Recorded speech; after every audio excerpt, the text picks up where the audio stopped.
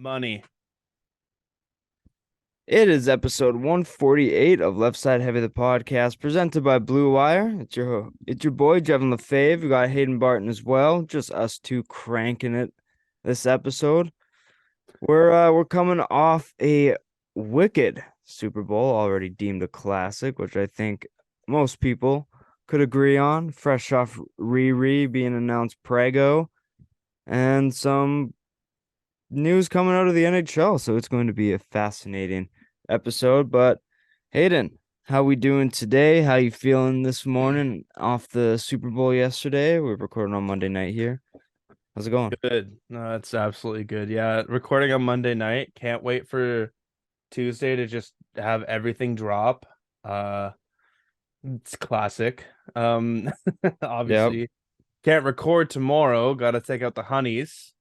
So, yeah, after last night, a nice Monday to just kind of soak in the fact that it's 207 days till the next, kick for football is just kind of depressing. But it's good because I'm getting into hockey. Obviously, set up the green screen behind me. Head to the YouTube if you want to check it out. It's really round. Doesn't really fill out the whole box camera, and as my face just fucking glitches. Yeah. And I also have like a red chair behind me, so it's just It's like it's like grade A, like Marvel level green screen. yeah, That's a yeah. fact. It's not bad. You just gotta not have anything else in your way, and you'll be perfectly fine. You gotta stay completely still and not move. Perfect. Yeah. Golden. Yeah. Yeah. And you're I just need a shmoney. camera that can maybe zoom in a little and then it'll be a lot better. Yeah. But for the time being, it's about as good as it's gonna get. Yeah. It's money. Absolutely. What about you, man? How was your day? It was all right, man. It was so long. Like we have so Monday is my 3 hour class, Mm-hmm. and it is the wrong class. It's like the only 3 hour class that I have. If you Yeah. take out like, because some of our classes is split into like a lecture and a lab, and there's a class in between, so it's like technically a 3 hour like day for that one class, but it's split into two sessions. Okay. This one is just 3 straight hours in the same class, Mm-hmm. and it's like marketing foundations. And the teacher talks in such a laid back, like calm tone, and he talks Oh, so it's slow. just It's like like you're ready to go to bed or something. it's the wrong class to have for 3 hours. And it was just like I looked and it was 9:30 to 12:20. Yeah. And whenever like today I looked at my phone and it was 11:30 and it felt like I'd been there for 4 hours already. I was like, this is brutal. And then I did the sports casting for the Evolution Radio today from 1 to Mm-hmm. 5. So it's just been a long day, man. And then I have like a midterm on Wednesday. So after we're done this, I have to edit Study it up. and then study and review and do a quiz that's due tonight for the class. So it's just like You got a lot on your plate. just a touch, man. Just a touch. And I've gotten to the point on like busy schedules where like I haven't been able to comprehend dates with days of the week. So Mm-hmm. I didn't realize how close like Valentine's Day was coming up.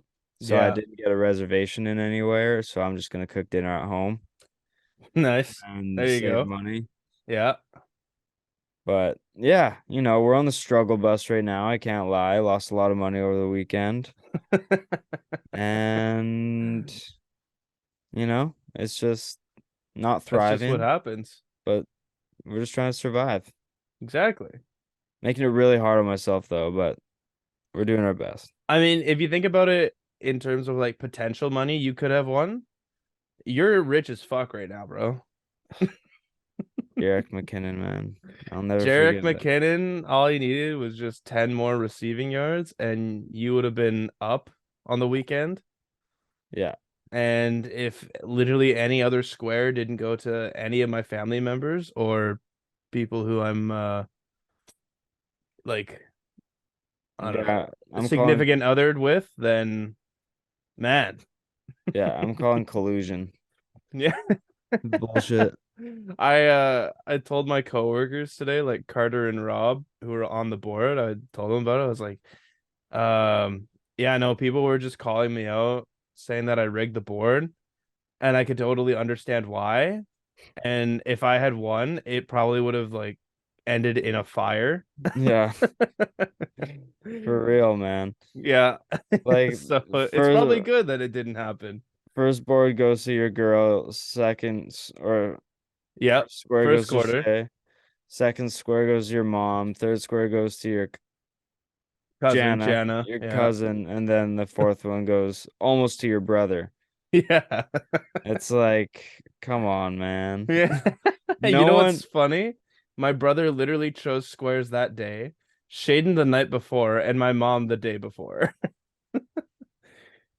Taylor was yeah, the only one who had chosen squares.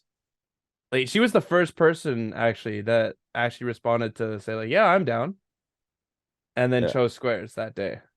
So, yeah. It's method to the madness. it just wasn't my weekend because I lost No. money in poker as well on Friday. It's Ah, just yeah, it's a rough night, man. I'm Rough about night. I'm about to crawl into like a hole and just cry. Wither away. Yeah. Anyways, I'm delivering pizzas on Saturday, so hopefully I make some money back. make a little bit back. Yeah, I can't wait to order a pizza and then not tip you. Well, I wouldn't even come out to you even if you were in our delivery zone. No, So, I'm literally just going to go to a house that's available in Poco just to do it. well, I can't wait to just accidentally drop your pizza walking up to you. Oh Oops. boy. Yeah. Whoopsies. Yeah, oopsie, just a minor oopsie. All right, well, we'll get into some minor NHL details here. Lot of trade talks coming up. Not necessarily trades broken, just a lot of trade conversations starting to heat up. Minor notes here and there, so a couple signings, couple game misconducts. Canucks went on a losing week once again. But yeah, talk a little bit about that. We'll recap the NFL and then we'll play a little game at the end that we've neither me or Hayden have prepped for, but it's decently easy that we can maybe wing it on the fly. But Perfect. we had a trade in the NHL last week on Thursday. Vladimir Tarasenko.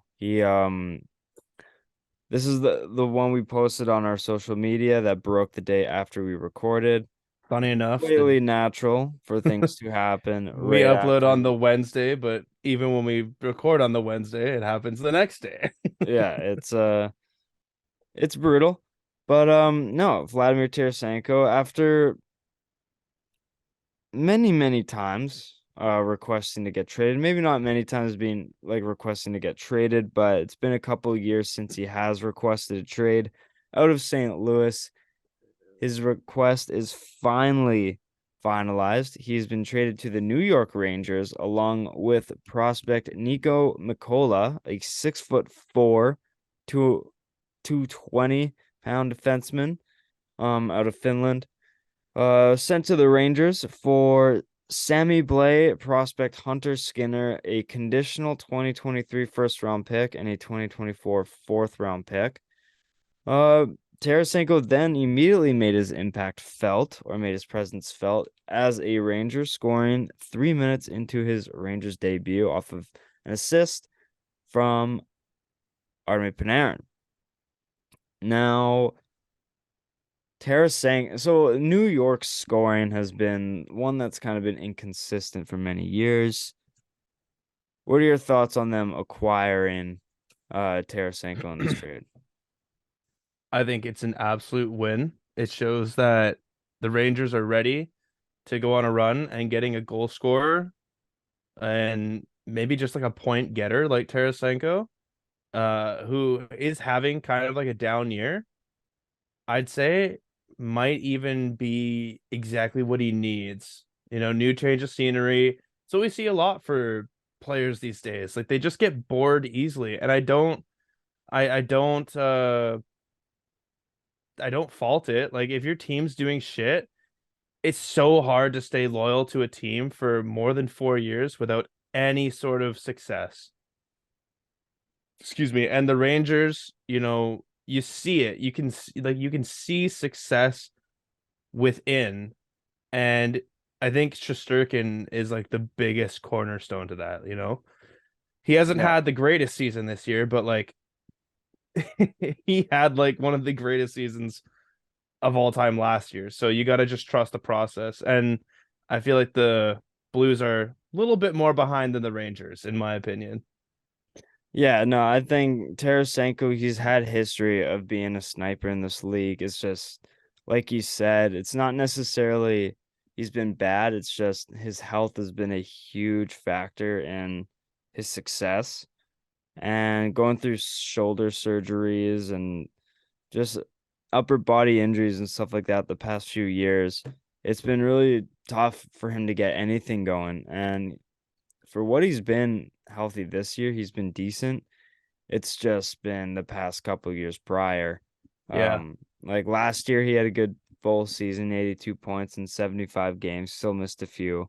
But the two prior to that, he only played like 30-ish games due to shoulder injuries and everything like that. So it's been tough, but I think a new start on a new team, like, always gets the juices going in a player and like Oh kind of yeah. changes how they adapt. And I think this is just massive for the Rangers come playoff time because for a team that was just kind of rebuilding a few years ago, it seems like they've kind of cracked open a window on like we got to win now and take advantage of Fox and Zibanejad while they're still Yep. wanting to be here and everything like that. And Panarin, he's aging, like not necessarily aging, but like the more and each year goes on that you don't win a cup, he's getting older and that contract is just going to get harder to move. So you have to try and take advantage of the Something. big contracts you have now.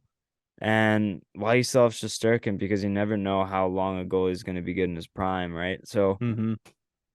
I think this is a great move for the Rangers. It's an excellent scoring touch, adds more to their power play as well. I mean, their power play has been their biggest strength for sure, but Mm-hmm. it's their even strength scoring, and I think Tarasenko, it gives you more flexibility to move other players up and down the lineup. Yeah. And um I think this is just a great move by them to provide more scoring, and it's easier to play with the lead, and you can't have that when you're not scoring a lot on 5-on-5, and Tarasenko can help that. No, definitely. But Patrick Kane came out and said that he's disappointed that the Rangers traded for Tarasenko, and now he is questioning his future with Chicago. Um, what do you think that entails? What are your thoughts about that? Yeah, I don't know. I see a lot of mixed reports, let's say, from what Patrick Kane has said. Because I'm pretty sure I've also seen reports that have said um he wants to stay loyal to the Blackhawks. And I've seen reports that he's like, yeah, I don't know. I'm kind of up in question with how I want to continue the rest of my career and if I want to go to a different team. But there's smoke where or there's fire where there's smoke. And I think it's like a pretty much 50-50 on whether or not both of them are true. It's just in due time until we see because holy shit, so many teams are linked to so many different players. And Patrick Kane is definitely meant for like imagine maybe Patrick Kane on the Devils. Like let's just think about that. Like great veteran presence on a young team. I feel like that could be really good. Yeah, Don't know why, just had that thought right now. So you just gotta figure out, obviously in due time, what Patrick Kane means to Chicago and any other team. yeah, So, no, 100%. But yeah, big trade. I'm excited to see what he'll be able to do. He has the remainder of this year of an $8 million cap hit. Um, so St. Louis is also retaining 50% of it. but it's only for the rest of this year, so it's not going to be a big deal. And the condition of the first round pick is that the pick will be the lower pick between Dallas and New York. Mm-hmm. And the conditional fourth round pick will become a third if the Rangers make the playoffs. So it's probably going to become a first and a Yeah. third for St. Louis. But yeah, it's weird. It's like on Sportsnet here, it says the 2023 first round pick they get will be the lower of Dallas's and New York's. So the Rangers still have a first rounder in 2023. Yeah. But yeah. So that's that trade. We got some more trade speculation coming out. Timo Meyer, trade talks are heating up with him. Yep. He's become a player who's a coach's dream. He's a power forward who's can give you 30 goals, 70 points. Mm-hmm. It's a best of both worlds when a player is able, you can throw him on the PP1 while he'll throw the body in the corner. Players like Matt Tkachuk, Tom Wilson, it's like those players are so valuable, and Timo Meyer is starting to become like that. News is surrounding that he's expected to be traded anytime. With Horvat going to the Islanders, Timo Meyer was projected to be a big piece going to the Islanders potentially if they were to make a move, but obviously they went with Horvat. So it's where does he go? There's teams like Toronto who are thinking about making a run for him. New Jersey, Carolina. What are some teams that could maybe use a player like Timo Meyer? Um, he's under a good contract, 4 years, $6 million a year. Mm-hmm. I believe it's up after this year. He's an RFA, so you'll have his rights. Um, what do you think will happen with Timo Meyer? Is this just smoke and mirrors, or do you think that he's going to get traded? Oh, he's going to get traded. And besides all the other 31 teams that could, use him, you got to think of the playoff teams that could use him because everyone can use a Timo Meyer in their life. And like you said, this guy is a coach's dream. He's like a power forward, but he gives you like that type of vibe, like how you're saying with other power forwards, and just one person that Scott brought up last week about Meyer was Jerome McGinley, and it's like, yeah, like Yeah, I love that comparison. So it's got to be a team. Like I was thinking, what if Colorado, just because of Landeskog, right? Like he's on LTIR, so he's not counting against the cap, right? yeah, So like he could go to Colorado if they somehow opened up stuff, which probably can't. But man, he could go to like any team and still be a part of like a great line. yeah, What if he went to Boston? yeah. That would be crazy. I think the thing with Boston though is that you have to. There's so much like the chemistry is so good in that room. Is like I don't know if I'd want to fuck with it No, you're because absolutely right, but I mean, you've heard of all the good shit like with Timo Meyer, and maybe they need like a good PR stunt after they tried to pull that one with the fucking guy who was that bully or some shit. yeah, I don't know. I don't think Boston's gonna mess around with any like massive names. Like, um, who knows? I could be completely wrong, but I just think they have so much good mojo. Like anywhere, if anything, I think they beef up like their bottom four defense maybe. Um, just to like add some depth pieces as opposed to like superstars where they're gonna have to give up a lot for. Mm-hmm. Because they're obviously riding such a high right now in the regular season going into playoffs. I don't know if I'd want to Definitely. fuck around with that. And they have experience where they don't necessarily need veteran presence. I think the squad that they have right now is like I'm confident in this team alone making a cup run. Yeah, no, you're right. But I think a team like Carolina, I think would Carolina would be good I think too. Timo Meyer going there would be massive. I don't think Toronto needs forwards. I think they need more defense and goaltending. But they Um, won't do it. They're like Green Bay, who needs receivers. They won't do it. They'll probably pick up Timo Meyer and say, "Here you go." It's like we don't that's need another defender, or obviously like comparison or that's honestly analogy. such a good comparison. That's perfect. It's like we need defense. Okay, go get one. But this forward though. Yeah, it's like somebody else wants Timo Meyer, so we want Timo Meyer. Yeah, it's like, oh my God. The one thing that makes me so mad about Toronto is like we don't want to move our first round pick or any prospects. It's like, all right, well, have fun not winning a cup with the terrible defense that you have. Right? Like, It, do you see the other teams that give up prospects and shit like that? Like, it is so rare to have a team that will fill in properly with your prospect pool and your veteran players. Like, it doesn't happen every other year. It's like a once in a blue moon type of deal. yeah, it's infuriating, but Yeah. yeah, I think Timo Meyer goes to Carolina or New Jersey. I think New Jersey would be a lot of fun. Hmm. Um, but like New Jersey's then like on a lot of pieces. But what I think New Jersey, why it makes sense, excuse me. Um, why I think New Jersey makes sense is because Timo Meyer's still young and like I think they still have his rights to work out a contract. So if like they can Hmm. kind of like offload something, like it could work with the timeline that New Jersey is. It's not like they're trading for like Patrick Kane or something like that Hmm. where it's like a rental where like Timo Meyer's more there's a higher chance of them working out a contract to extend him as opposed to like he's gonna walk after this like Patrick Yeah, a Kane might. couple years. Yeah. Like he's only like 26 or something.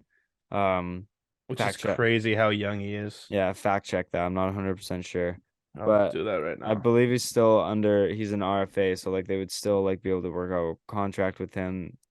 So I think New Jersey would make a lot of sense. Carolina would make a lot of sense. But Damn, you're a pretty fucking good guesser. what is he? He was born 1996. 20. 26. All right. Math guy. Turning 27 in October. So Okay, that's close enough to just call him 26. that's pretty fucking old. 27. Jesus. 26? Young. Yeah. You Um, old fuck. yeah, more trade talk. This guy's name is still in the trade rumor mill, and it has been for the last 2 fucking years, I swear to God. Jacob Chikrin. I think things are slowly, we're not going to spend too much time because I think we've talked about this guy like for the past like 10 episodes of like I being swear. potentially traded, but I think things are starting to become a little bit more realistic because he's been scratched. He's going to be scratched for the Yep. remainder of the week for trade related reasons. He was scratched on Friday and is probably not going to play another game for Arizona. I wouldn't be surprised. Uh, so many different teams need a player like Chikrin. Every like his value is so high right now. He's operating at a I think a 50-point pace right now or 50, 60-point pace right now on one of the worst teams in the league. He's a positive player on not a great team at all. Hmm. And he has like 3 years left on his contract at like $4.5 million. He's I think around the same age as Timo Meyer. So like his value is just like unbelievable right now. He's a player that everybody wants, and I kind of understand why Arizona's taking the time to like trade him because they can't just like they can't fumble this, No, they right? can't. It's like we have a blue chip defenseman on our back end. Like, yes, he's not a Kale McCarr or something like that, but he is a 50-point defenseman who is solid on both ends with a good contract and young. Hmm. Yeah. So I think he goes to a team like Edmonton or maybe even like Boston comes in and trades for him. Like they might trade for him like that because they know his contract is good. But like I don't think that they trade for a player like Timo Meyer because he's probably expecting money in like the 9 mil area. where they probably won't Yeah, be in able the to coming afford that. years. Yeah. But I can see him trading for Chikrin because his contract is settled, at least for a few years, and then they can figure that out in the future. But like I think Edmonton is the team that probably needs him most because he's a bit more solid on both ends and he's young. Hmm. But what are your thoughts on this whole Jacob Chikrin I was actually going to news? say Edmonton, and one of the things I saw was obviously because Edmonton uh just played the other night. I don't know, not Sunday morning, but Saturday. They played there and there was like um the trade rumor or whatever just came out for what they would give to Arizona. And I think it was like Puljujarvi, a first, a third, and um one of their other defensemen that they have that's like kind of. Can you name off Edmonton defensemen? Tyson Barrie. He's a forward, isn't he? Yeah. Yeah. So sorry, not defenseman. No, Tyson Barrie. Tyson Bear is a defenseman. Is he a defenseman? Yeah. Okay. Then I was like, I would do that trade for Chikrin. Are you fucking kidding me? You put him on a line with McDavid, he probably becomes a 70-point player. His plus minus is going to be through the roof. Like that's exactly what Edmonton needs. Yeah. Yeah. I think he becomes like an immediate power play one Oh, easily, specialist. easily. And I think pairing him with like something like Darnell Nurse, I think would help both parties. Mm-hmm. And yeah, I think he'd fit in really well. There's rumors that came out that him and Arizona and LA were really close to a deal regarding Brant Clark, but then Arizona told Brant Clark that they are not trading him. So now people are like, what the fuck do we believe? Yeah. So it's getting really, really interesting to see where he's gonna end up. But I think Edmonton makes a ton of sense. But right now it's all kind of up in smoke and no one truly knows where he's gonna end up. But we'll Yeah. see. Yeah. No, Um it's gonna be fun to watch though. yeah, another player that Edmonton is in on and probably closer to getting than the guy we were just talking about, Erik Karlsson. Oof. He became the fastest defender to 70 points in 33 years. Jesus Christ. He That's has, crazy. Isn't he fourth in points right now? yes, on one of the worst teams in the league, and he's a Yeah. defenseman. 18 goals, That's 55 assists for 73 points. bro. This is a player that Edmonton has become more involved in. They've re-engaged in conversations for the second time this year. That power play would go fucking crazy. That'd be But absolutely insane. Holy fuck. what I'm still worried about is like Erik Karlsson's defensive ability still isn't great for a defenseman. So I don't think it really it solves the problem that Edmonton has. Like I think Chikrin would be a bit more solid, and I think they just need more like defensive defensemen. Yeah, not offensive defenseman.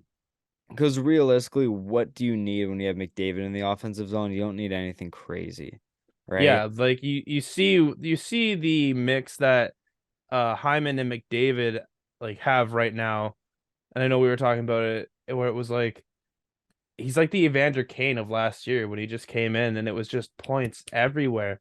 And now Hyman's kind of taking that role Yeah, and they need someone like Chikrin because you put Carlson back there, you can pretty much guarantee that you're scoring at least once on every power play just because of the type of plays that you could almost design and Carlson's ability, which is like none other. yeah, Like thinking of their power play one right now, Draisaitl, McDavid, Hyman, Carlson. and You could Evander probably Kane. play, yeah, in Evander Kane. Like that's crazy. Yeah, That's absolutely crazy. But like you said, I still think Chikrin would definitely be a little bit better suited for them because it fixes a lot more of their needs on the opposite end, which is where they need help. yeah, and his cap hit's lower, and he's a bit younger too. Exactly. Um, but who knows? And I think Arizona, Arizona wouldn't have to retain salary, where like San Jose, they might have to retain salary. Yeah. Yeah, And they probably would that's what makes Carlson such a hard piece to trade. It's like because of that terrible contract. he's doing what we paid him to do. Like Carlson's finally playing like an $11 million defenseman, but it's just coming at the wrong time when like San Jose is nowhere near of contending. Like they're trying to tank and stuff like that. But Hmm. Carlson still has like 3 or 4 years left on that deal at 11 and a half. Yeah, So it's that's just where it just like, starts to get a little bit risky. Like if you yeah, really think your window's that big, then I'd say take it. But you need more than Jack Campbell and Stuart Skinner. Like it's pretty obvious that those guys between the pipes, no matter who you have on the ice, it's not going to work. Your whole plan there, if you get Carlson, is we're outscoring everyone. yeah, We're gonna have the highest goals for and the highest goals against, probably. yeah. It's a Carlson's amazing, but it's just like defensively is maybe a small worry, but um like if you're scoring a bunch of goals, then it's harder for them to catch up to you, I guess. Yep. But who knows? We're gonna go to Vancouver. So we'll recap some of their week. Today, it is announced that Spencer Martin was waived for the sole purpose of being assigned to Abbotsford. He has not been good. I think he's 0-10 in his last 10 starts. He hasn't been great. Colin Delia has come up and played much better. I think he's claimed that backup role for whenever Demko comes back. Um, it's unfortunate because I mean, like, I hope he gets better. I've always liked Martin. I just think the workload got like caught up to him. Yeah. Like it's just not playing for so long and then playing a few 20 games as a backup and then next season you're like the starter The because starter Demko's hurt. because It's of an injury. Yeah. like that's a lot. No, it definitely is. I don't So know what you could ask for more, and I totally agree with you. Just got overworked. yeah. So it was tough, but hopefully he gets better. He's still I mean Monday night we're playing Detroit. Friend of the show, Ian McNaughton. Um, it's funny. He said yes to coming on tonight, but then asked me if I'm going to the Canucks game tonight, and I asked if he was, and he said yes, I'm on my way there. So I'm like, so you can't come on tonight. He's like, oh, I thought you said tomorrow. I was like, nope, all good though. Ah, Ian, that's Yeah, tough, man. I was like, hey, super last minute, but you want to come on tonight? Talk Super Bowl and oh, sorry. Some hockey. Talk Super Bowl and some NHL topics. He's like, yeah, I watched it. I'm down to come on talk about it. I'm like, sweet. And he's like, you going to the Canucks game tonight? I'm like, no. Are you? He's like, yeah. I'm like, so you can't record. He's like, sorry, bro. Funny guy. Oh my God. But yeah, Canucks are playing tonight, and Spencer Martin will back up Colin Delia. And it's her second game of a home and home. Detroit won the 10 a.m. game back on Saturday 5-2. Dylan Larkin potted home 3 points. Anthony Beauvillier got his second goal as a Canuck on the power play. I don't know if it was on the power play. I may have just lied there, but he got a second goal. As he seems to be fitting in pretty well with the team. Yeah, but I mean, back-to-back goals in his last two games for them. Oh wait, no, he's had 3 games, right? 3 games. 3 games. Yeah, 2 goals, 3 games on a new team. Couldn't ask for really much more. He seems to be doing really, really well. Considering I was really skeptical of him. I was kind of like, oh, I don't know, but no, it's a nice surprise to see on Twitter, goal Beauvillier. It's like, oh my God, Yeah. Bo And Horvat, who am I right? for real. But no, yeah, it's really nice to see that he's fitting in well. He seems to get getting a little bit more chances than he was in New York. And I think that always happens when you get kind of traded to a new team because it's like, hey, we traded for you for a reason. We're going to try and make use of you. You're an asset to us, so we're going to take advantage of that. And that's what he's doing now. Um, he looks a lot more confident out there. He provides a lot of speed on the wing. Um, and yeah, I think no, it's paying off well, and he's just a good stable forward to have on Patterson. I like the chance that they're giving him of playing with. Say, hey, we're gonna not play you on the third or fourth line where it's like you're gonna be playing 7 minutes a night, but like you're gonna be getting a chance to succeed. You're gonna play on the top power play unit, and you're gonna play with Pedersen. So Yeah, I yeah, mean, and you it's saying gotta you gotta kind of say like, okay, well, that's pretty good. I'm playing with the, almost what people think could be captain next year. Pretty good leadership people around him, and yeah, an organization that maybe will say that we've traded for you, like we want you to play, yeah, definitely probably boosts his ego up. yeah, no, 100%. What I am pissed about though is that Rick Tocchet has been cutting Kuzmenko's ice time. There's been many Yeah, times throughout the last few games where he'll get one shift in 13 minutes in the second period, yeah, I saw that one. two shifts in 14 minutes or whatever. And it's just like, it's so tough doing this right after we signed him to a 2-year contract. And then the new coach is like, psych bitch, not happening. Yeah, like fuck off, man. Why are you giving him? He's clearly proven something, and you're just like, as a fan sitting there, holy fuck, this is awesome. I love Kuzmenko. This guy is becoming just such a a great person on this team. Yeah. Yeah, actually, you get one shift for the last 13 minutes. And no, you're not showing up on the injury report.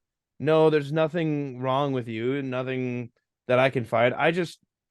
I'm doing this for no reason. And until there is a reason, I'm just gonna assume that he's being a fucking dick Yeah. and just trying to prove a point in the worst way possible. Yeah, it's super annoying that that's the case. And I hope it's just like, I honestly hope that it's like validated that he sit. Like maybe there's a turnover I missed, but if it's just like really dumb, then that's going to be really annoying to all Canucks fans because he's become like a fan favorite in Mm-hmm. Vancouver. And I hope that he, so I'm just putting on the Canucks game right now. No, all good. Um, I have it on the background. But yeah, we signed him for a reason. If we weren't gonna play him, we may as well have traded him, right? Like Done it's something. it's so annoying. And like he was doing good after signing too. And then now it's just like wah wah. Yeah, nope. On the bench, bud. But Bitch, you thought. yeah, we beat the Islanders 6-5. I think we talked about that though, right? Did we? No, No, no. I was no, I it was was the game. It was the it was next day. It was Horvat's first game that we Yeah, talked about last week. No, but we played Bo Horvat. Just a few days after trading him. We play him. And it was honestly a back and forth game. The Islanders were getting the better of us, but then after a big second period where I'm pretty sure Canucks scored 3 or 4 goals, we got the lead and we never lost it. Beauvillier and Horvat each scored against their former teams, kind of funny. I had a feeling that was gonna happen. Like shit, always like that. Like always happens like Always. that. It's it's very often that I knew Horvat was gonna score. I Oh, had to know it. assume that Horvat was. I just had this feeling, and um Beauvillier, he scored a nice tip off Besser. Besser's also been looking really good lately. I think Rises that trade value. yeah, exactly. That's what yeah, in the notes here, Besser's trade value is going up. Um, maybe we can fetch a little bit higher pick or something like that. But no, yeah, his everything was kind of clicking at the right time against the Islanders game. I didn't get to watch a ton of it because I was on the train and everything like that, and I was in and out of data and stuff like that. But um, it was good to catch that win. Unfortunately, like we won a tank, so like we win too many games. It's like I've slowly started to cheer for the other team, but obviously like not fully, like I'm not a complete asshole, but you know what I'm trying to say. I know exactly what you're saying. But yeah, I think this is exactly the type of game um that like we need is just like competitive close games. Um the Canucks, they also lost 4-3 to the Rangers. These are the games that are like massive because it's competitive. It's fun to watch, but we still lost. Hmm. I what I also love seeing is that um our big dogs perform, but we lose. Like I still want to see like Pedersen put up a career year. I want him to clip the 100-point mark. I want JT Miller to live up to his contract. I want him to play well. Quinn Hughes is becoming one of my favorite Canucks. I want him to do well. But if we lose 5-3 and they each get 2 points, come on, man. Like how can you be upset about that? Can't really be upset about it at all. So yeah, I mean Mika Zibanejad this year has been fantastic for the Rangers. Adam Fox has always been good. Yep. And like we pumped the Rangers tires a lot this year, but 2-1 week for the Canucks. Kicking off a new one against Detroit. Just starting now. I thought it started at 7, but I guess it's 7:30 start. No, it started at 7. How many It's minutes are you into it right now? oh, I know, I understand what I did. Because I'm on You my phone. uh I went to Blue Curve. Larkin just scored. You know what I did is I pressed on the recording, not the live version, so it restarted from the beginning. Yes, yes. Well, live reaction as Jev was fumbling around with the realization. I'm gonna totally blame it on Jev here. Yeah, no, Dylan Larkin just sped right past Shen and Pedersen and went 5 hole on Dalia. That was a that was a nice goal. He knew it even before it went in too. How far are you into the game? 909 or Okay, 902. this is at 9.5. Yeah, you're about to watch Dylan Larkin just absolutely blitz by. But against the Rangers, what we did see was Vasily Podkolzin get his first of the year off a little deflection posting in. So it was good to see Podkolzin take advantage of his opportunities. He's been looking pretty good. He's been looking fast, aggressive. Kind of what we need from him is a power forward who's willing to get gritty and be a 60-point guy. So, oh yeah, right here, Yeah, right there. Yeah. Just knew it before it even happened. cheeky goal, Yeah. cheeky goal. Actually, now that I think about it, last week I saw someone with a Pod Colson jersey. I'm like, what the fuck? That's so fucking random. Why? Yeah, Why Pod Colson? And it was yeah. like the Johnny Canuck uniform too. Oh, the reverse retro one. Yeah, and I was like, what the fuck? You could choose Oh, any jersey unless you're related to this guy. I don't really get it, but I mean, like, go off. honestly, I love Podkolzin. I respect it. All right, we're gonna go into minor notes here. Phoenix Copley signs a 1-year, $1.5 million deal with LA. The 31-year-old goaltender is 16-3-1, a 277 goals against average with a 901 save percentage.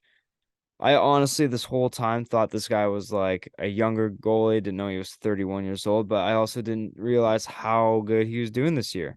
I think it's a totally respectable contract.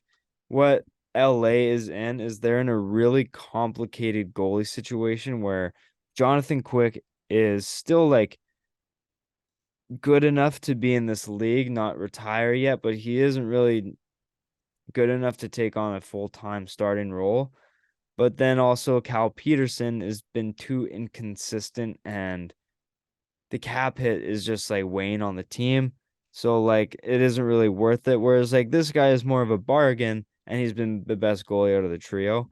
So Hmm. I respect the move of signing just a 1 year deal. Hayden, I don't know if you have much to say about this, but I think it's a solid move for LA. He's No, doing well for absolutely you. solid. May as well jump on a Absolutely. bargain if you can, right? I agree. Um, we saw two 4 goal games this week. Artemi Panarin and Adrian Kempe Right, Kempe, yeah. both each scored 4 goals. Kempe against Pittsburgh and Panarin scored a natural hat trick and then their 4th goal against Carolina. What are the odds you see two 4 goal games in the same week? I don't know. Let me check my time watch because that never happens. Yeah. A time watch clock. What the fuck? Yeah, The, no, that the time never. the watch you're not wearing at all. Oh yeah, it's half past a freckle. No, it's absolutely insane. 4 goals in a game and then two of them in the same week. Yeah. Crazy. Yeah, it's not often you see that, but No, no, not at all. Panarin's been tearing it up lately. Kempe's been tearing it up lately. So shout out to them. Sidney Crosby gets his first game misconduct of his career. That was his first one. Yeah, first game misconduct of his God career. damn. That's Bad. crazy. It's a bad boy right there. Yeah. Was it because of the shit he pulled on Zegras? No, Okay. so there's a really aggressive cross check in front of the net that wasn't called. Um, Okay. and Crosby was basically telling the refs to go fuck themselves and how to do their job and everything like that. And there's a lot more. I'm kind of paraphrasing, but there's a ton more I'm missing. And you got the boot. I mean, I feel like that's kind of I feel like that's kind of lackluster. Crosby's been doing this shit for his whole career. Like you see mic'd up games of him just telling the refs to fuck off or like suck it because he's one of those rare breeds. Like he knows the game better than anyone else ever. He's been doing this his whole life. I don't get why that would cause a game misconduct for him. But I mean, if you're gonna be considered as one of the goats, you got to get a game misconduct. I feel like it's only right. Yeah, you got to throw everything in your portfolio. Oh yeah, 100%. It's like, oh yeah, how many hat tricks, whatever, how many Hart trophies, whatever. One game misconduct, first ballot right there. Yeah, exactly. He wasn't in the Hall of Fame until he got that misconduct. I agree. Yeah. Oh, that's Uh, funny. but yeah, honestly, it was fair. Like the refs, I think they need to be held accountable more for some of the Hmm. shitty calls that they make, whatever. It was a pretty clear-cut penalty and they just did not call it. So, Yeah, um, I think Crosby's more than in the right to like be complaining about it, but it is definitely what it is. validated for it. Yeah, it is what it is. Big congratulations out to Evgeny Malkin, who against Anaheim hit 1200 career points with 2 assists in the game. Malkin's one of those guys who's just completely built different. Like I don't know what it is about the Russians. It's just like their DNA isn't like anyone else's. They don't drink water on the bench, dude. They drink vodka, okay? Vodka or Dr. Pepper, it's one of the two. Why why Dr. Pepper? Do they drink a lot of Dr. Pepper? Ovechkin drinks a lot of Dr. Pepper and Coke on the bench. He doesn't drink water. Dude, imagine you're like a first class world star athlete and in your Gatorade bottle you have Coke or Dr. Pepper. Yeah, for real. It's insane. And I'm just That's like, yeah. crazy. And people think like, yeah, he doesn't have 3 years left in him. It's like he probably shouldn't, but he does. But he does. Because Yeah. like this hasn't killed him yet. he's definitely has like 3 to 4 more years in him. It's like when they say like the memes where it's like, oh, I got like a deathly sickness, like the Flintstone gummy I had 8 years ago, fighting it off. It's like LeBron and with the Heat in the playoffs, like doing that stare down. Yeah. Yeah, No, so funny. definitely.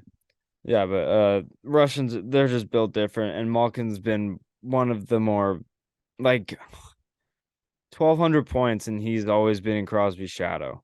It's just like he's so good in his own right. It's insane. Um, yeah, it's big congratulations to Malkin, fan favorite, I would say.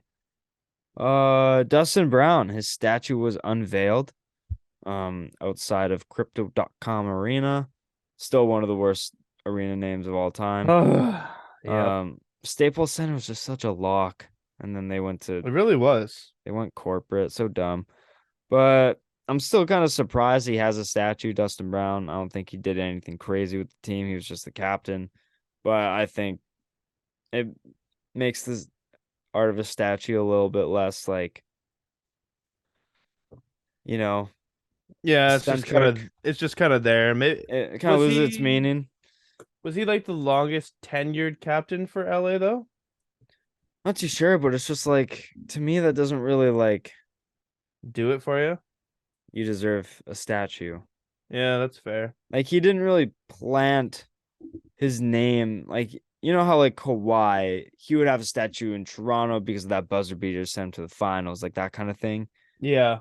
Dustin Brown hasn't really like, from what I can remember, he hasn't really like done anything like that. Like yeah, longest tenured captain, that's fire, but I don't know, nothing from his career screams statue. Yeah, I'm looking at like his stats. He never broke 100 points. Yeah, like he was a power forward, and he was one of the best power forwards at his peak for sure. Like everyone hated. Like in 2014, he was like everyone's least favorite player. Yeah. But I nothing screams statue. But I mean, like I don't want to dog the guy because I mean, Where are you to talk in this yeah, whole I'm thing? I'm a Yeah. fucking idiot who's broke and he has a statue outside in LA. Like Yeah, the only with thing he's two ever cups. gotten was the Marc Messier Leadership Award too. Like, Yeah, and like obviously that probably goes a long way in telling like how good of a captain he was. But I just don't think anything he's done screams statue. But yeah. who am I to say anything? Last point here. Rasmus Anderson hit by a car while riding a scooter in Detroit. What the fuck? Talk about a headline I was not expecting to read last Yeah, week. no kidding. This happened last week, around Thursday when Calgary was in Detroit on their road trip. Rasmus Anderson was struck by a vehicle while he was riding an electric scooter.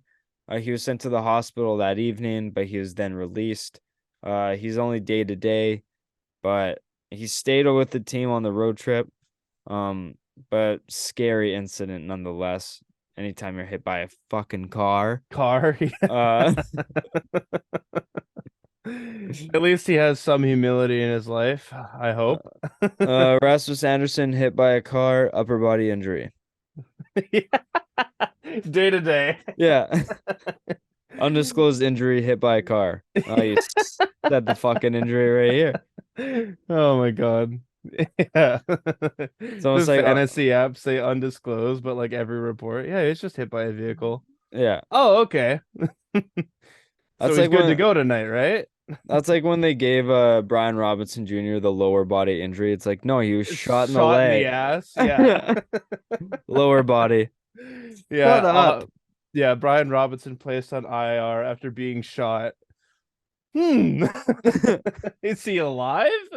Yeah, I remember that one. Timetable undetermined. Day to day.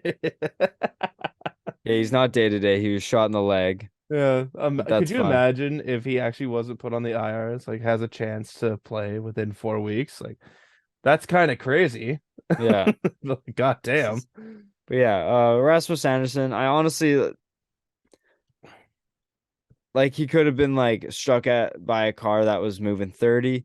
He could have been hit by a car that was moving 50.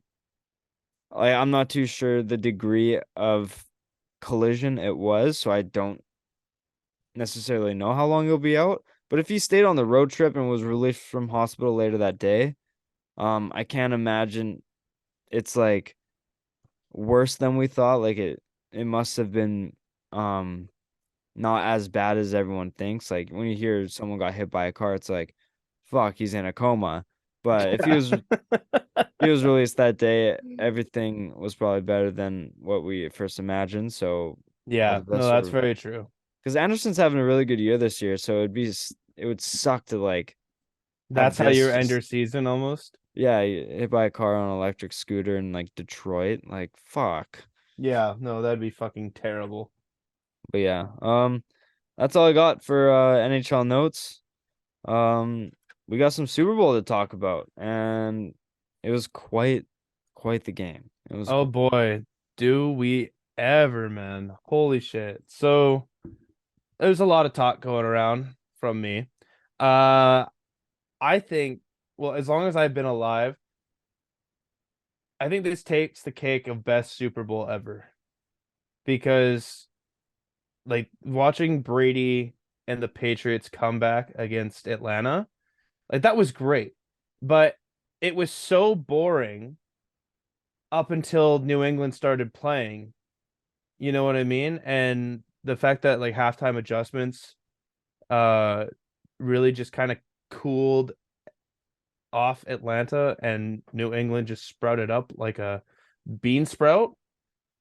It was like, okay, now it's getting interesting. But this game was back and forth the whole way, minus a 10-point lead going into half. But after like thinking about it for 24 hours, Jeff, what do you think about the Super Bowl? I think it was everything that it lived up to be. The expectations for this was so high. You had the highest scoring offense, the best defense, and then you had like it was just like it was electrifying. There were so many storylines surrounding it. Mahomes' ankle, Rihanna's halftime performance, the Kelsey Bowl, Andy Reid's situation going into it, having coached both teams to Mm-hmm. a Super Bowl. There was just so much. Like, can Jalen Hurts play against a Super Bowl worthy team? Because there's always that speculation of like we talked about it last week. Um, how can how can a Jalen Hurts um team play when battling adversity? They never really gone through it before. Yeah, And to say the least, like Mahomes played his dick off. Like absolutely. he tweaked his ankle um Clearly in pain. from just an unfortunate injury, and he went out to have like the longest run of the day. He didn't impress anyone with yards, but he made the plays he needed to. Um, Mm-hmm. Travis Kelsey, his first half was like, His first okay, quarter. first quarter, okay, yeah, he's gonna win MVP, but then like he went fell off a cliff. Yep. Juju Smith-Schuster came firing out of the gates in like the back Third half of the third quarter. quarter. Yeah. Jalen Hurts, if the scores flip, Jalen Hurts clears MVP. Clear. Like he played unbelievable. Like I think Jalen Hurts had the best that game in my opinion, and I truly think Yeah. Brett was so close to being right. He was. It was scary how close it was, man. I was like, damn, yo, like Brett truly could have been right. We were dogging him, but it's like anytime a quarterback throws for 300 yards and then sets a record for rushing, like 70 yards, three touchdowns. Three touchdown rushes, ties Terrell Davis for most all time in the Super Bowl. Like Jalen Hurts played unbelievable. And what Mm-hmm. impressed me most about him is that he made like elite throws. Like he didn't Oh just yeah. throw to open guys. Like he made tight window throws to Goddard. That Yep. dime on the sideline he threw like in between two defenders. Like Twitter would praise Mahomes and Herbert's dick off if they made those throws. Jalen Hurts, I didn't see one tweet about it, and it Yeah. was probably the best throw of the game. Like it was Jalen Hurts gets my game cap. Like he played unbelievable. It's just so unfortunate that Eagles defense kind of sold a bit. Um, Mhm. that holding call was quite. This game had everything, and it had tears in the anthem. Oh, It had just about everything, and I was really happy with the Super Bowl, and I think it met and exceeded all expectations that were presented to it. yeah. No, goal. Just as we're watching. But yeah, no, I totally agree. This Super Bowl and people can say it, the first 58 minutes of the game was like the best Super Bowl they've ever watched. Yeah. Can you turn off your green screen right now? You're tripping out right Is now. it fucking on? Oh my God, it is. There we go. I didn't I didn't even notice it. I was too focused on you. Yeah, I'm good now. Yeah, I'm yeah. good. Okay. Yeah, like it was such a good game. It was so back and forth, highly competitive, and honestly, if we're gonna get into it, Jev, you mentioned everything. Like everything that could have happened did happen. So I guess we'll kind of take it into this segue of what a joke the refs are. Um, it's been like this all year, and you didn't lose. And I'm gonna be those pricks that are just totally bypassing the fact that that was a weak call or shit like that because you didn't lose the game off of one play. Your Yeah, defense couldn't stop Mahomes. They couldn't stop Paper hitting the ground. yeah. Like he was torching them. You were getting absolutely ran over. Your strength of your team, the thing that you've been appraised for all year, did nothing. No turnovers, no sacks against a Mahomes that had a bad ankle. Yeah. Like the defense for the Eagles played so good in the first half, and that's what I was expecting. No sacks was kind of a shocker, but It was a big then shocker to me. I thought they would break through that KC line at least a few times. a few times, right? Or even just pressure him, but there was no pressure. And that Yeah. was the thing that you guys were being appraised for all year. So, no, even when your corner admits that he held, you didn't lose on that one play. So, you know what? Everyone who's going to whine about it and go fuck themselves because you probably were the same way about it when New Orleans got absolutely screwed out of it. We tried to make it a thing that you could challenge PI and holding, but no one else wanted it. So it had to be taken away. Where's your God now, atheist? Or not atheists. Where's your God now, Catholics, Christians, But religious freaks? but yeah, I like the where the Eagles lost is leaving Kadarius Toney and Sky Moore completely wide open. Yeah. Yeah. MVP, Andy Reid, and Eric Bieniemy's play calling. Yeah, like it's you didn't lose off of that. Like you sold so many different opportunities to stop them. You can't let Mahomes off a high ankle sprain run for like 35, 40 yards. Like, I don't know what you guys are doing. Where's the linebacker help? QB spy him. Like it's insane. Um, they they guarded Kelsey well in the second half. I just think there's so much more that went into the Eagles giving up what they did than just that one call. And it was I don't even think like people are complaining about the right time when Bradbury held. Like I think he kind of like held him out of breaking out the other way. Like Yeah. I think like that's where like I thought like, oh yeah, you kind of restricted him from like beating him. Turning. Yeah.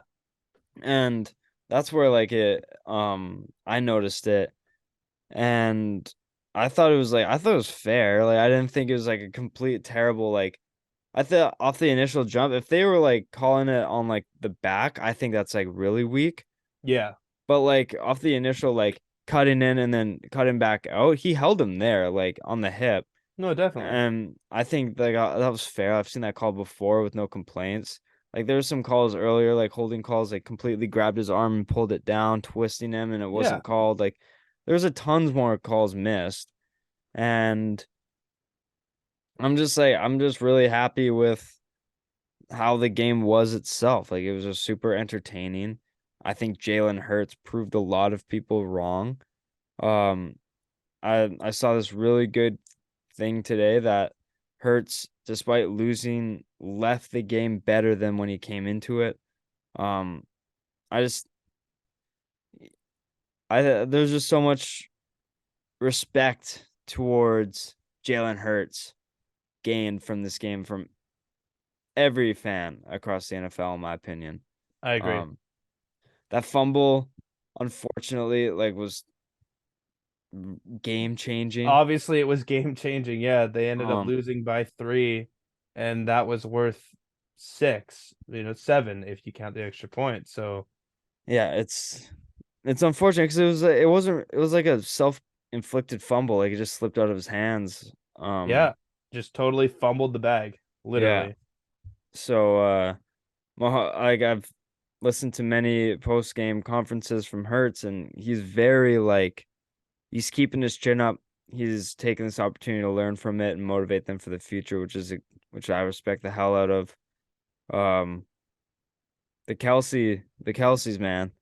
That's another storyline that's like, damn. Yeah, it seems as if now Jason Kelsey might retire. Yeah, Um, and you know what? Honestly, retiring is probably the best decision for him. Like he's retiring on what you could call a high note. yeah. He played against his brother, uh, Fat Chance. Not a lot of people do that. First time Super Bowl history. And like it's an awesome moment. And yeah, you lost, but you got to share it with your brother. And it's sad, obviously, because you didn't get the Super Bowl walk off into the sunset you wanted. And it looks like Travis might play for, a couple more years. But this was this was just it. There's Yeah. not much else you could say.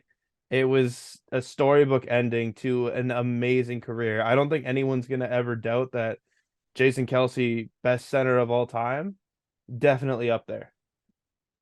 No, 1000%.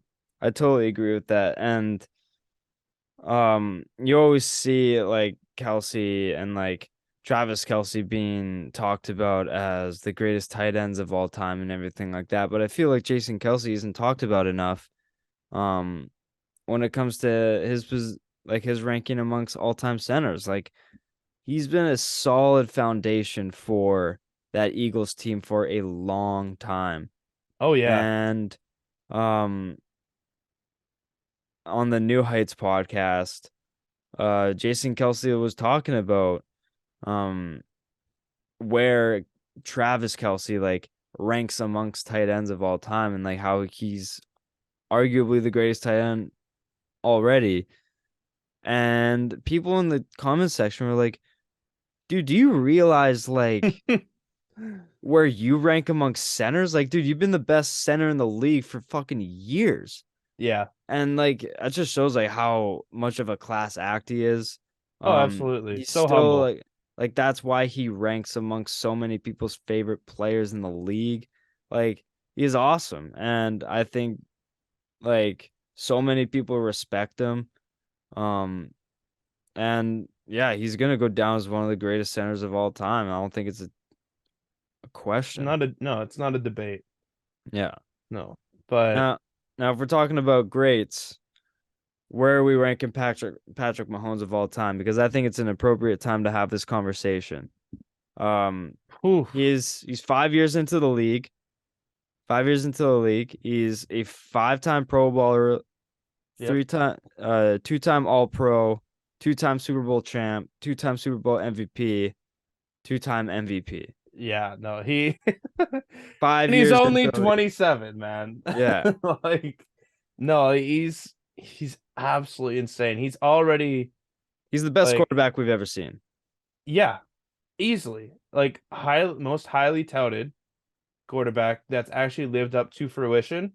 Was he that Uh, highly touted though? I didn't know much about him going into the he draft. he was the ninth overall pick, I know, and he I was know, this yeah, he I know was he was drafted this top 10. I just didn't know if he was like had like that Trevor Lawrence. He didn't have that Trevor Lawrence, Andrew Luck. Like I heard more hype about Deshaun Watson going definitely in to the yeah, draft. definitely Like, not like that, but I think it was just because he played at Texas Tech.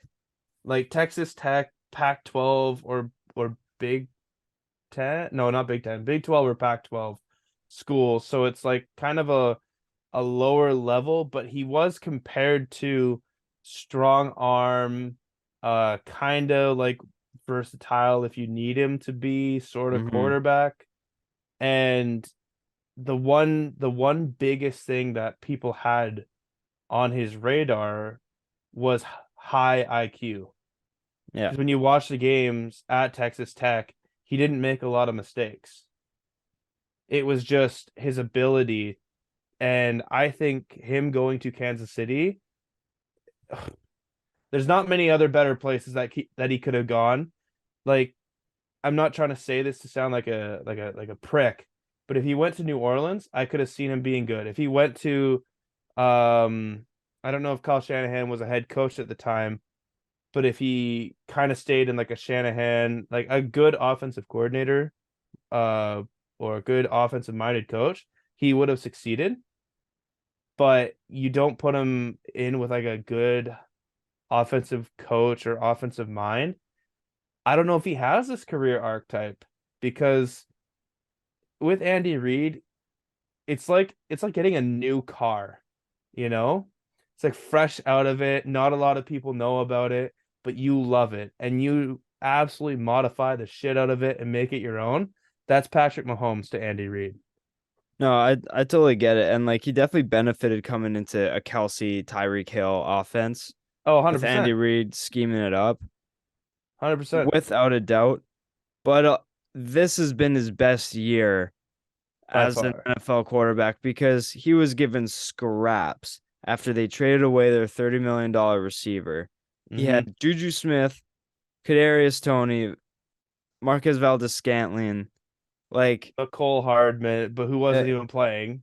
and like all the receivers were like their former teams were like, yes, you can leave. We don't really care. Hmm. Right. And then the running backs, like Clyde is like he's bad. Like or like he just needs to change his scenery, I think. And like he wasn't even active for like half the season. Jarek Yeah, McKinnon is healthy like scratch. Jarek McKinnon is one who's been battling injuries his whole career. He was really high praise on Minnesota and then he got tough injuries. Couldn't really get it going in San Francisco, and now I think he's found a home in KC. Hmm. Isaiah Pacheco's been a horse, but like he's a rookie, can never really guarantee on rookie. So he really only had like Kelsey and a suspicious offense or defense besides Chris Jones and Frank Clark, right? Yeah, And he won the MVP, Super Bowl MVP, Super Bowl. Like career and passing yard leader. it's he was so good this year, and he is without a doubt going to be like he's going to be in the GOAT conversation at some point, Oh, without a absolutely. doubt. And I think he's already inching towards that at 27, as fucked as Yeah. it is. Um, I hate putting such a praise on a younger-ish player. I know 27 isn't young, but it's not old. It's But not like like, it's not like he's 35. yeah, but it's appropriate to have this conversation because he is without a doubt the most talented football player or a quarterback at least we've seen. Hmm. And I think Brady's GOAT conversation is like going It's going to be in question in it, about 12 to 15 years. 100%. Yeah. And it is, who knows if Casey, how long they can keep this up. They aren't technically a dynasty yet, but they're really close. They're knocking on the door. Knocking Yeah. on the door. And Nick Wright is fuck, he was calling them a dynasty before they even won the Super Bowl, which like just isn't factually true. which just pisses me off because he's a Casey Dick rider.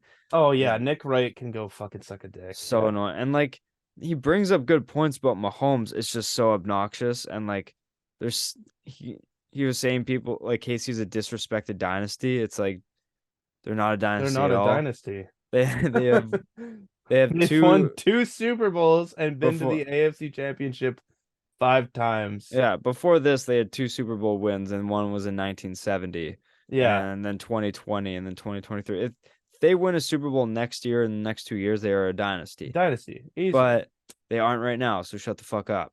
Yeah. So annoying. Anyways, I'm gonna say it already. And I don't know if I'll get a lot of slack for this.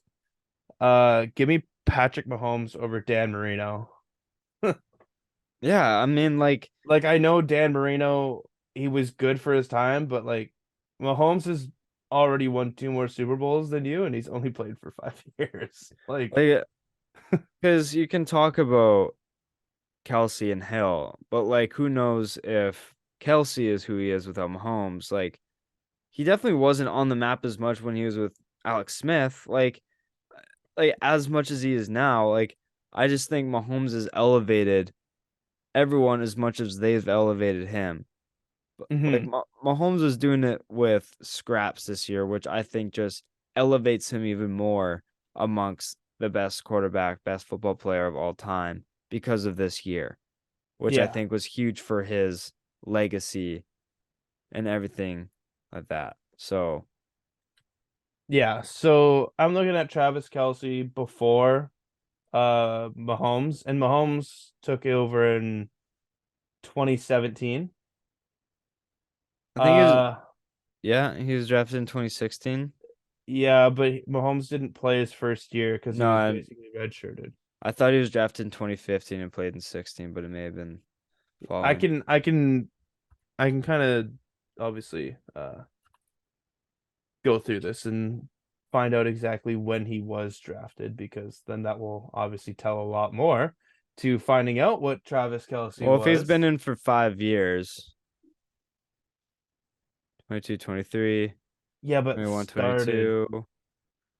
Okay, so he was drafted in 2016 because his last year at Texas Tech was 2016. Okay. So yeah, he went into there. Uh 2017, he was signed to a guaranteed 4 year, $16.2 million contract. Um, and then yeah, that playoff spot and the fourth seed of the playoff secured, they would rest Alex Smith and give Mahomes his first career start in week 17. So he didn't start until 2018. Wow.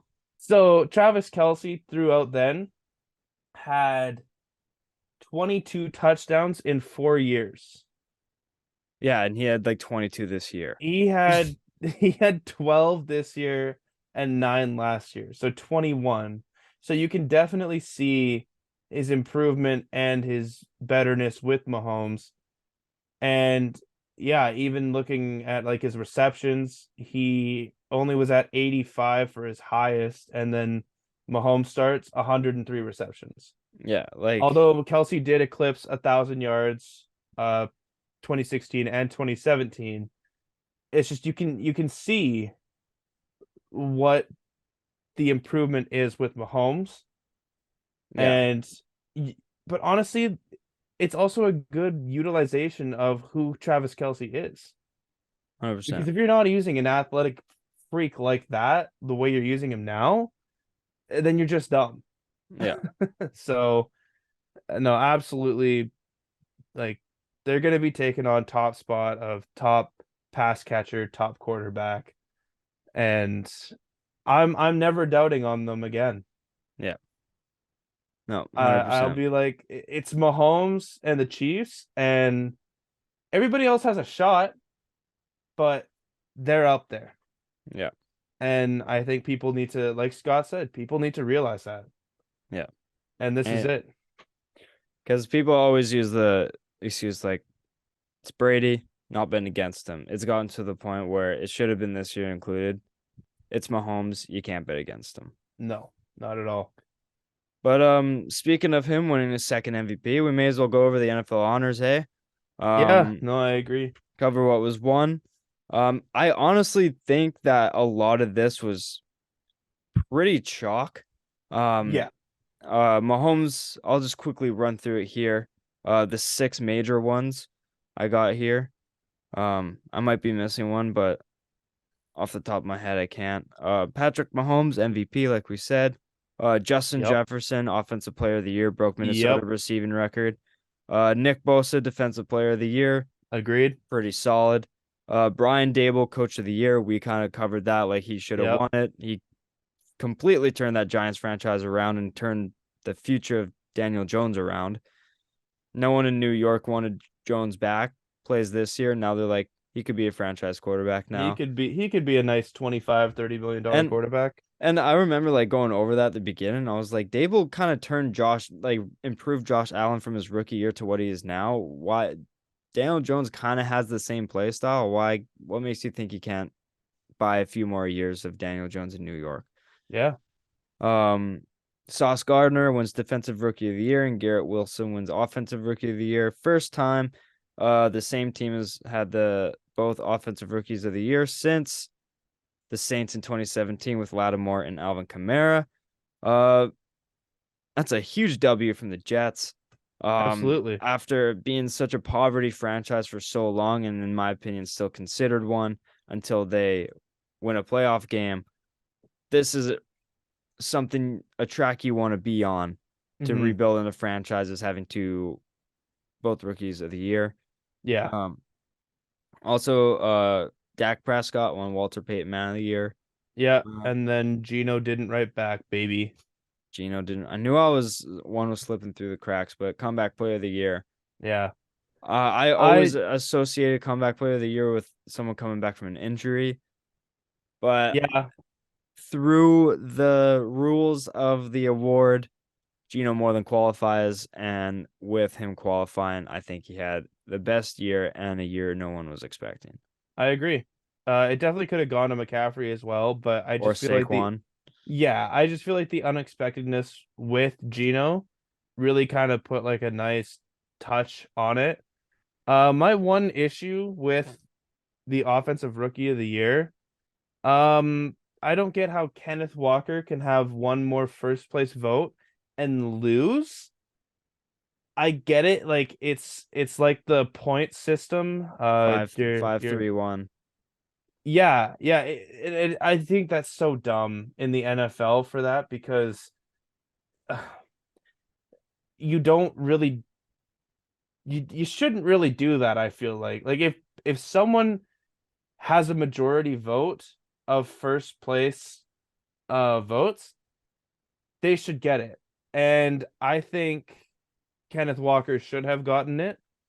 I also think that they really fucked up on not putting Olave in the finalist position. I don't think Brock Purdy should have been there. No, I he think that was shouldn't weird. have. He shouldn't have been there. Like you can't you can't tell me that 4 games defines a rookie of the year when you've got Kenneth Walker who in over half the games that he played this year made a huge impact. Garrett Wilson making a huge impact. It should have been Olave, Wilson, Walker. Hmm. And And Bailey Zappi. oh yeah, that one big win. Yeah, of course. But no, that was my only sort of like beef that I had with the finalists. But other than that, yeah, I think it was all pretty chalk. And then defensive rookie of the year, it could have gone to Sauce or Hutchinson, and I would have been Or Tariq Woolen. or Woolen. Yeah, I would have been happy with I like any of those ones. Yeah. I think Sauce deserved it because with Well deserved. what he matched up against all year, he always lined up against the best and he locked them down Yes. like to a New very Revis good. Island. So like I think he completely deserved it. I think all of these winners deserved it. Not one first place vote for Micah Parsons Defensive Player of the Year. I thought that was an interesting little tidbit. I Um, mean, he really didn't do anything the second half of the season. I actually kind Yeah. of agreed with it. Um, I just wasn't expecting it. What I was surprised with, I guess not really. Like Mahomes was 2 votes away from unanimous MVP. It should have been unanimous. Yeah, it should have been. I agree with maybe Jalen Hurts getting a vote, but there was someone, and this is what I Josh do. Allen. Josh This is Allen got a vote. this is what I do agree with Nick Wright is like whoever voted for Josh Allen to get a first place vote should get their vote taken away because I don't Yeah. think in any way Josh Allen should have deserved it at No, all. he shouldn't have deserved a first place vote for this season this year. Yeah, Like last year, 100%, maybe even more. yeah. But no, not this year. So, yeah, as much as you want to say about Nick Wright, who's a huge Chiefs and Mahomie, yeah, Mahomo. Mahomo, I agree with him that like his vote should be taken away because Josh Allen did not deserve a first place vote. But Mm. that's all I got for the NFL honors. Any more news we got to cover regarding the NFL? The Raiders have officially released Derek Carr. Yeah, I was just That's about to touch yeah, on that.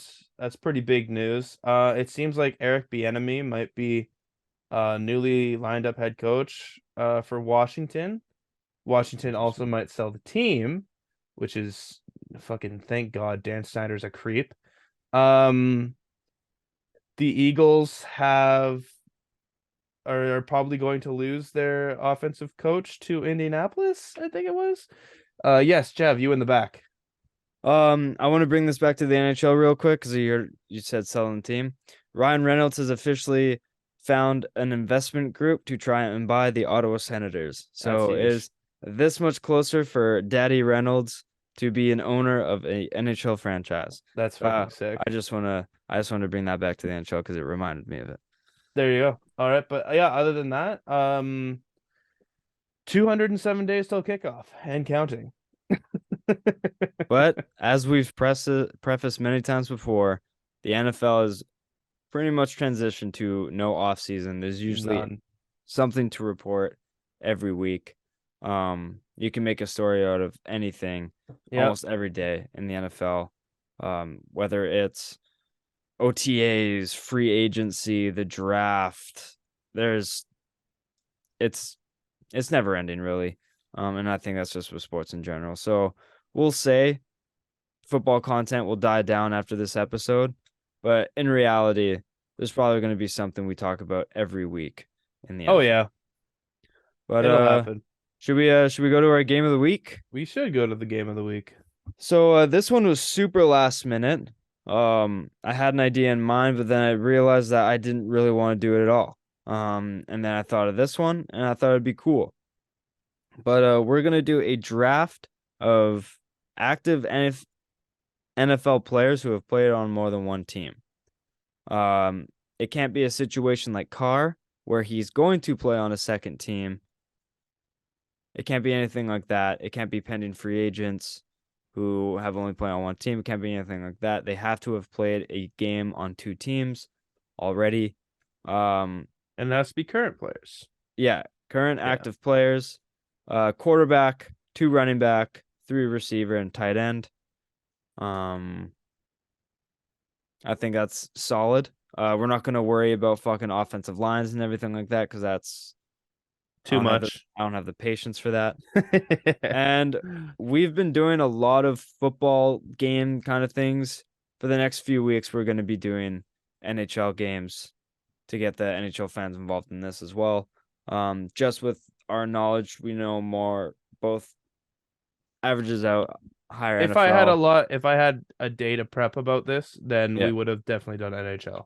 yeah. We'll save it for next week. But honestly, we'll probably do the same game with NHL next week. We can do that 100%. Hell yeah. But Hayden, do you want to pull out heads or tails? Flip. Fuck. I've been on an absolute tear. I'll go heads. Okay, let me do this one sec. Hey Siri, heads or tails? It's tails. Fuck me, dude. What the hell? Are we just doing QB, RB, RB, Three receiver, tight end, three three and you can, receivers? Okay. yeah, you can do one running back, and then the second one can be running back slash fullback. It can be whatever. Oh, okay. You can make them either, kind of like a flex. But Okay. Okay. all right, with my first pick, I'm honestly this is tough. Um, oh fuck. I'm gonna take first pick. Okay. I I'm gonna go with um Tyreek Hill. Yeah, yeah, that's a good one. I'm gonna go Tyreek Hill. Okay. Well, if you're doing that, then I'm gonna go Devonte Adams. Yeah, that's who I was in between Hill and Adams. I'm not And letting you get back-to-back goat wide receivers right and now. like and like I've gone on to say that it's like I think Tyreek Hill is the best what I think he's better than Adams. I like him better. I just like the speed he brings a bit more Yeah, I with agree. the route running. I just um I all agree. encompassing. I'm this one's still kind of tough, and I might make the wrong pick here. I'm trying to think of like Um, quarterbacks right now. but to beef up my wide receiver, I'm gonna go Stephon Diggs. Yeah, okay. That's a good one. Man. I might have missed an opportunity to get someone better, but I think that's as solid as they come. Oh, I'm oh man, oh man. Should I go Melvin Gordon, Super Bowl winning running back? Ooh, I forgot he went to the Chiefs, bro. I forgot when he was cut by Denver, he just signed with the Chiefs. Like, peace.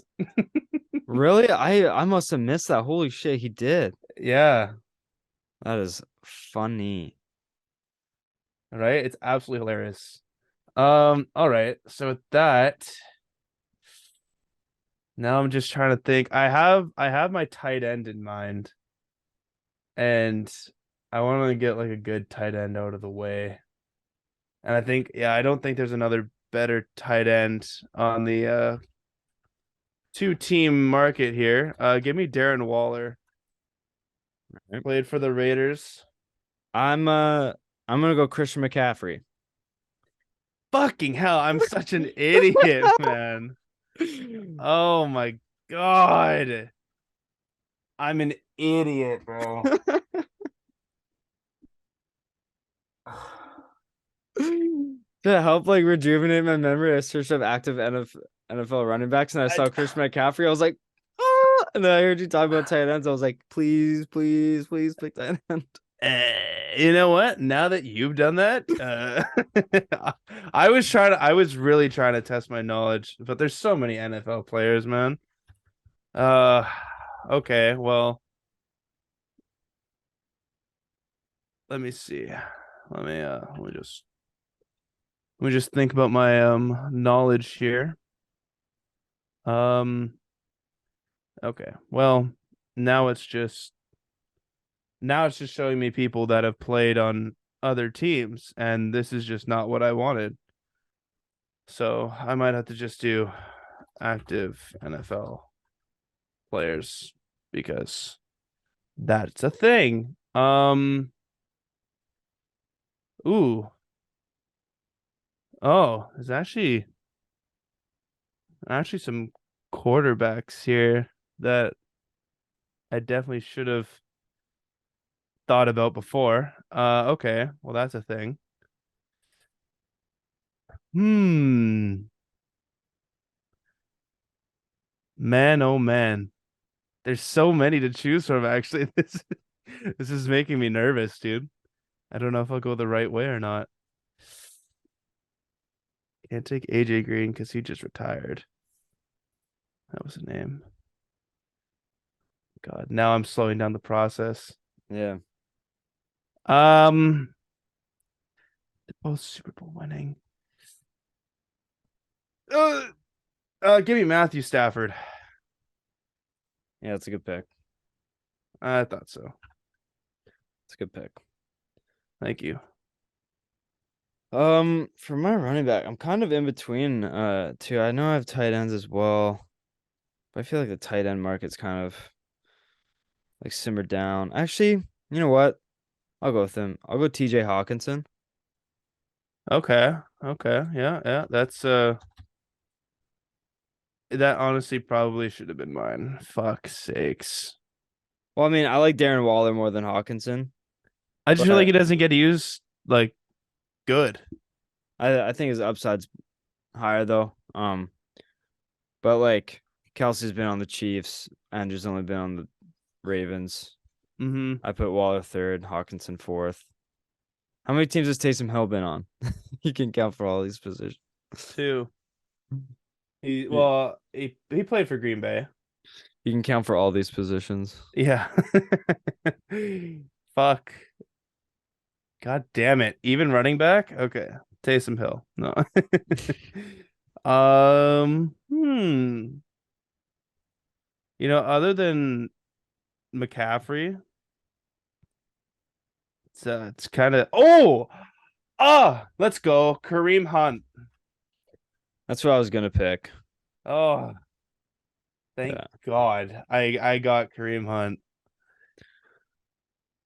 I uh I was thinking running back. I'm in between a couple Hmm. and it's like you know. Yeah. Um hmm.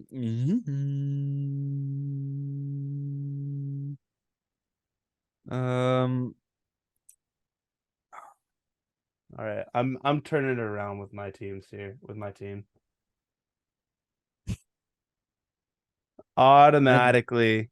I don't know whether or not to go with who I'm thinking of. Because it's like, is he still good? It's like, I think he is still good. But it's like, fuck. All I'm gonna, I'm just gonna pull the trigger. right. I'm gonna go James Robinson. Oh, thank God you didn't. Did I miss one big? Yes, you did because he can qualify as one. Give me Cordero Patterson. Oh yeah. I think at their peak, Robinson, Patterson are about even. That's fair. But I think just James Robinson was getting fucked over in New York. But he was good Oh, on absolutely. Why he's would you good. trade for him and then not utilize him?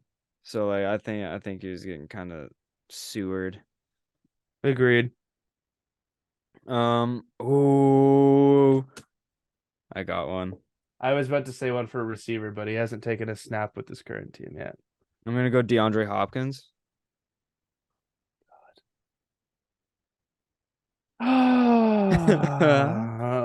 Oh, yeah. Wide receiver room is fucking good. Yeah, I think you've already won this game. Yeah, I should have been looking at oh, okay. AJ Brown. yeah.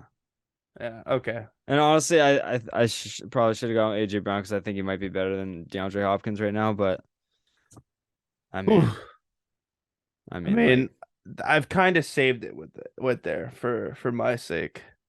yeah. Now I have to think of a quarterback, and I'm gonna try and do it off the top of the dome. Um, Go through the divisions here. Good. See, I like him. I think he had a bad year this year, but I think he's better than what he did.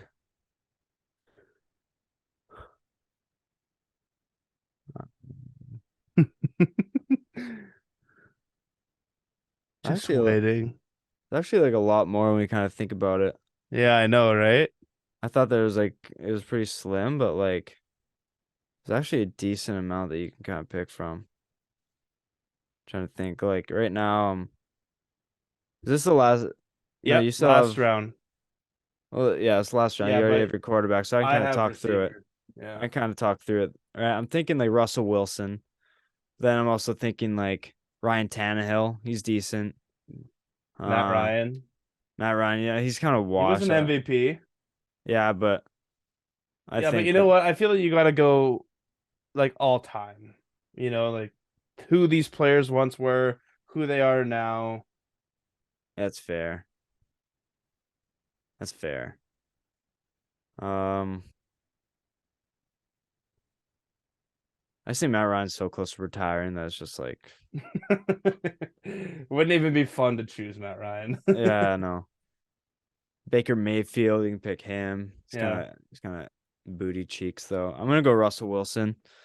Um, I think this year was kind of like an outlier bad.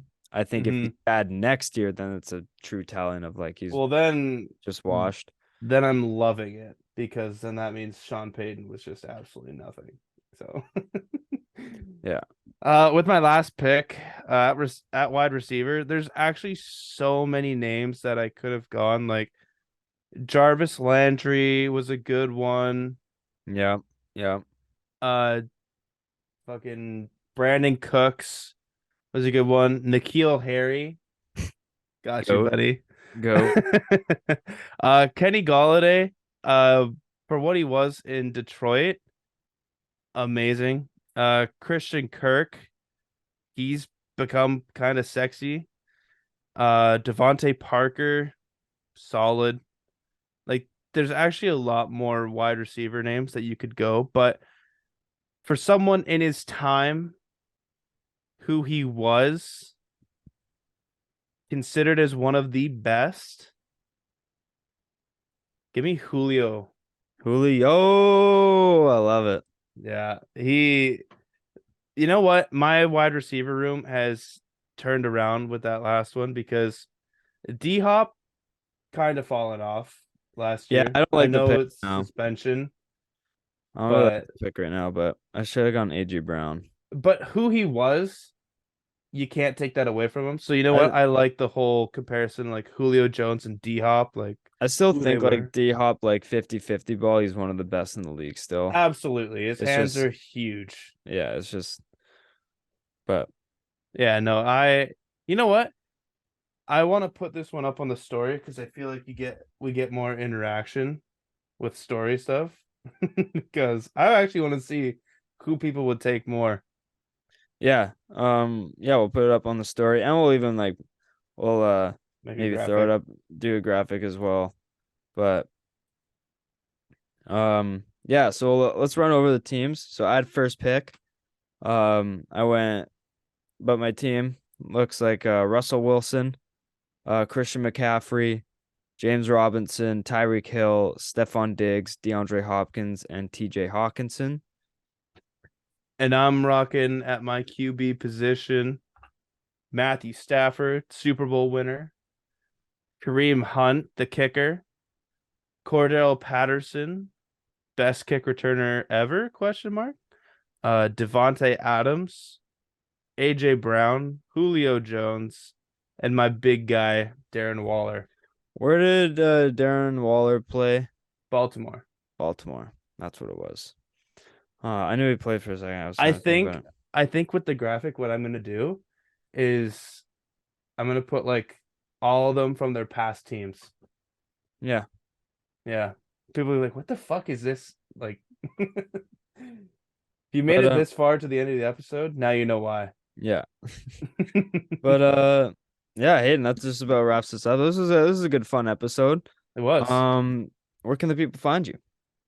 on Instagram and Twitter at Hayden_Barton and on TikTok at HBart13. You Send can me memes. you can follow me on Instagram at Jevon.Lefave, on Twitter at JevonLefave. Find everything for the show on Instagram, Twitter, and TikTok at LeftsideHeavy_. Head to the Instagram where you can catch some stories and everything like that. Head to the YouTube, subscribe, like all the videos, comment. Um, TikTok, posting the clips there as well, and rate and review wherever you get your podcast. That helps grow the show. Thank you for listening. Canucks are losing 3-1 right now. Team Tank, go for Bedard. Woo! Love you. Peace out. Thanks for listening.